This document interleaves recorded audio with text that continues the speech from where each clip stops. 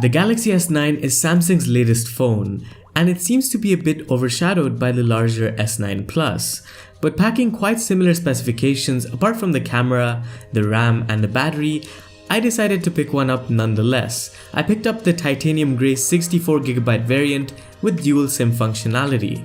The packaging experience is like any other Samsung flagship from the past, and once you get that seal sticker off, a raise of the magnetic flap gets you into the box.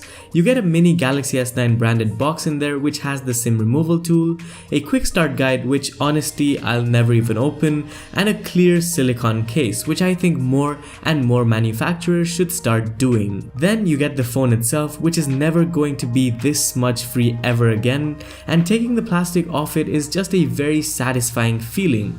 But anyway, we'll put the phone aside and get to what is in the second compartment of the box. Firstly, we find a USB OTG adapter for data transfer on the go, a fast charging brick which I'm glad is not sold separately like in the case of one particular phone brand, a standard USB-C charging cable, some nice AKG earphones and replacement earbuds. But that's everything in the box. Now, when setting up the phone for the first time, I stumbled across the intelligent scan feature, which uses both face unlock as well as iris unlock depending on what condition the phone is in to gain access to your phone. This is new and I'll let you know how it works out in the long run.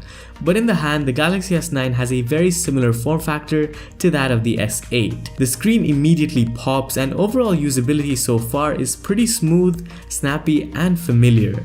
Of course, the S9 comes with the 3.5mm headphone jack still and stereo speakers for the first time, which should be fun to test out. But another change is the fingerprint scanner placement.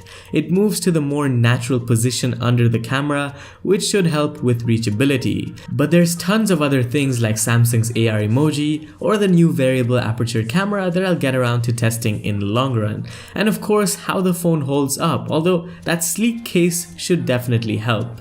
But for now, that's all for this one, a quick look at the Galaxy S9. Let me know what you guys think down below, subscribe for more videos, and I'll see you in the next one. Adios.